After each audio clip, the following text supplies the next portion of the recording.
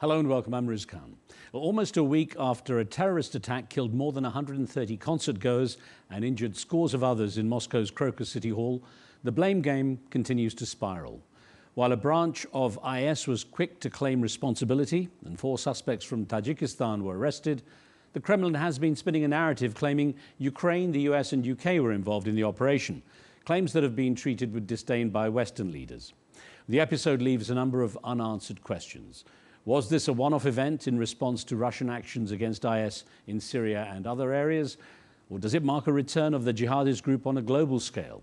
And after Russian President Vladimir Putin scorned US intelligence warnings of a mass terror threat on public areas in Moscow, should he apologize to victims' families and for failures by the security services that he controls? Well, I'm joined now by the presenter of Russian state TV's popular 60 Minutes program, who's also a member of parliament for President Putin's United Russia Party, Yevgeny Popov. Yevgeny, thank you so much for making the time. Thank you for giving me your floor. Well, let me start by sharing our sympathy for the Russian citizens who were affected by the attack at Crocus City Hall and ask you, considering the US warned the Kremlin that they had picked up intelligence of a major attack being planned on concert halls or shopping malls in Moscow, and that President Putin dismissed it as Western propaganda designed to cause panic in Russia, whether or not this apparent failure in intelligence that might have prevented the attack requires an open and honest explanation to the families of those dead and injured, and as well as the Russian people in general. You know, Riz, the investigation is ongoing. And of course, we don't know lots of details right now. But I'm sure that we will know everything, and we will punish every terrorist and every guy who is behind it. But for now, we on a way to find the reason why people did that and what country is behind it. It's strange that Western countries immediately told us that ISIS is responsible for this terroristic massacre. We didn't know that for sure. But we can see that 4 terrorists who've been armed with assault rifles and killed at least 140 people tried to escape to Ukraine. We have a lot of borders around our country. We have Kazakhstan, Georgia, Mongolia, China, and many other countries. But those terrorists tried to escape to Ukraine. Should we know, should we ask, why are they tried to escape from punishment to Ukraine? Evgeny, on that point, sorry, just quickly on that point, the Belarusian President Alexander Lukashenko, a major ally, obviously, of Vladimir Putin, did say that the attackers tried initially to flee to his country, but then encountered security forces there and turned and changed direction to Ukraine. Oh, no, he didn't say that. He didn't say that.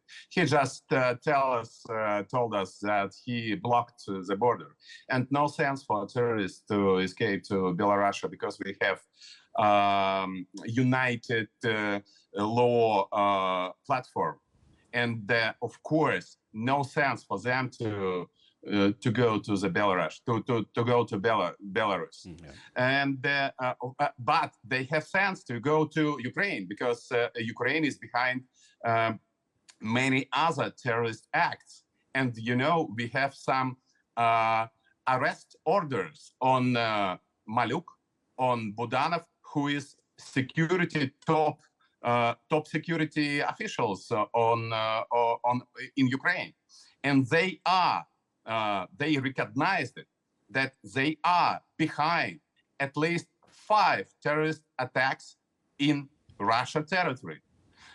They killed Daria Dugina, they killed Vladlen Tatarsky, Ilya Kiva. They tried to kill Zahar Prilepin, who is our author and writer. They already did it. And of course, we must investigate Ukrainian participants on this massacre in Krasnogorsk. Now, of course, it was a terrible attack against civilians. But I wonder why President Putin didn't speak publicly for 24 hours after the attack to provide some reassurance to the Russian people. You know, our president, Vladimir Putin, just got more than 70 million votes for him. And we, Russian people, gave him a right to rule our country. And he rules our country very good for many, many years. And our main goal is to find people who is behind this massacre. And then we should speak. He did speak when he decided to speak. And nobody outside Russia can blame him for that. He told us his statement about about detained people. I can remind you that 11 people already detained, and 4 terrorists who killed our people in Krasnogorsk Sieta, in Crocus City Hall, already detained. They are alive, and we can be proud of our security services, who took them, who grabbed them, who didn't give them a chance to escape from punishment. I'll get on to that in a moment, Yevgeny. I was just thinking now, as a host of Russian state television's best-known current affairs show, your voice has a lot of influence inside Russia. How much do you feel that journalistic responsibility versus being also a member of, parliament for Vladimir Putin's party when it comes to making sure the narrative is there for the Russian people, that the truth is exposed? We always tell the truth to our people, but you in the West live in a world of myths. And you know that we are living in a country which is fighting for our security guarantees.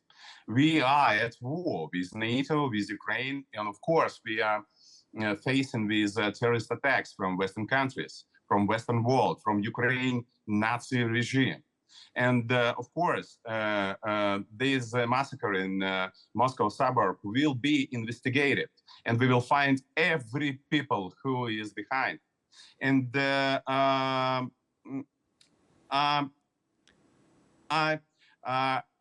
our show is one of the most popular in Russia, and people are believe to us because we have nothing to hide from our people. We tell the truth every given day, 24/7. And our correspondents are on the front line right now. But we're facing informational war from the West, from Western media, which is trying to, which is lying every given day about this war, about Russia, about Russian people, about this massacre. Would you tell me just one question? Why did you know that there is ISIS behind this terrorist attack? Because ISIS told that. You believe ISIS? ISIS sources? Do you believe ISIS sources? Do you believe Ukrainian sources? Why are you sure that ISIS is behind this terrorist attack? So we don't have any proof. I should point out, I'm not sure of right now. I'm not sure of who's responsible because I'm not in intelligence or gathering the information. But you raise an interesting point, Yevgeny, that there is a propaganda war when the countries are at war, and the West has its narrative, Ukraine has its narrative, of course Russia has its narrative. So propaganda is an issue that can be pointed in every direction. But I wonder, where is the evidence to support President Putin's claim that Ukraine and the West were somehow involved? Nobody blamed officially Ukraine and the Western world. Nobody. Even Mr. Putin told that eventually, allegedly, Ukraine is behind it, and we will investigate it. But our two our security officials told that we have a priority way to investigate. And we have reasons for that, because we should get an answer. Why those terrorists tried to escape to Ukraine? Would you ask me? And of course, we will find this answer. And we will know who awaited for them on Ukrainian border, who tried to cover them, to hide them from our security services. So they moved to Ukraine, not to Kazakhstan, not to Belarus. They moved to Ukraine. And we should get answer on the question why. That's it. So Evgeny, a question, another Russian TV channel, NTV, aired a video which claimed to show a senior Ukrainian official confirming Kiev's involvement in the attack. It's been shown to be a fake, edited from other existing YouTube videos to create a false message. Now, isn't it your job as a journalist to condemn such practices? I can't be responsible for any media except my own program. But we don't have fakes, and we telling the truth to our spectators. But, you know, there are many versions right now, and there are many theories right now. We live in a post-truth time. And of course, many fakes are around the world. But I can't blame anybody in Russia, because again, we are at war with the Western world. And of course, we should win. You've got the issue that, of course, ISIS is an enemy of Russia and of the West. And ISIS actually did claim responsibility. ISIS is the enemy. And maybe this, maybe ISIS behind this terrorist attack. But we don't know it for sure right now. We have questions. Yeah, we do hope the truth comes out, of course. That's important. Now, when Hamas fighters left Gaza to kill hundreds of Israelis on October the 7th, Israeli citizens demanded to know why their intelligence services had failed to foresee the attack. And Israeli leaders say there will be time for accountability after the war. How do you answer the accusations that the war with Ukraine is being used as a smokescreen here to cover up the failures by the Russian security services and President Putin? It's complete fake and lie, because we are winning right now, and we will win this war, and we are moving ahead, and we have a good situation on front line. We don't need any, like, incidents to anything which can, I don't know, stress our people, because we are winning right now. Yeah, well, you know, the suspects are from Tajikistan, but they are Russian residents, some even living and working in Moscow. In fact, one of them is actually a barber. Now, as IS has claimed responsibility, as we were discussing just now, what chance is there they were actually working with the Western authorities? Again, as I mentioned, they're sworn enemies, rather than actually just continuing their battle with Russian forces in Syria and elsewhere? I don't know. I don't know how to answer to this question, because we have our military on Syria, and they still do their job to fight terrorists. And of course, this war will continue until we will get agreement with Western countries and all countries which is involved in Middle East crisis. But I don't think that we have connection with Krasnogorsk massacre, Moscow massacre, and the Syria situation. Right. I think it's we will see other investigations result. Right. Well, it's interesting, Evgeny. Of course, you point out the importance of getting to the truth of what happened. It's understandable that the captured suspects have no sympathy within Russia, perhaps anywhere else for that matter. But as the suspects appeared in court with clear and very severe injuries, there are reports they were tortured, electrocuted, and one of them had his ear cut off and fed to him. Wouldn't such torture render any subsequent confession worthless? I mean, they would confess to anything when tortured like that. Do you have any proof of torture? I don't have it. And we are against torture. And of course, they are terrorists, and they've been arrested brutally. That's legal. And that's okay.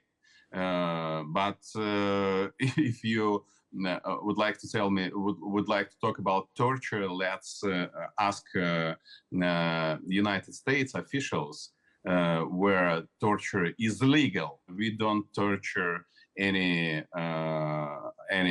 suspects. That was pretty brutal arrest then, if they're in that condition. Let me ask you something, actually. This has been an interesting... They killed 140 Understood. people. No. Understood, yeah. Let me ask you this. Do you support calls for the reintroduction of the death penalty in Russia for those convicted of acts of terror? That's the latest issue that's come up. No, I'm against. You are? And I'll be always against the death penalty. That's our internal question. I don't like to discuss it with foreigners because I should critic to my to the law system in my country, but I don't want to do it on foreign television. How serious a blow is this to a president who values national security as his highest priority and confidence from the Russian people? You know, our people are united, and we believe on victory, and we're fighting right now for security guarantees, and we will get it sooner or later.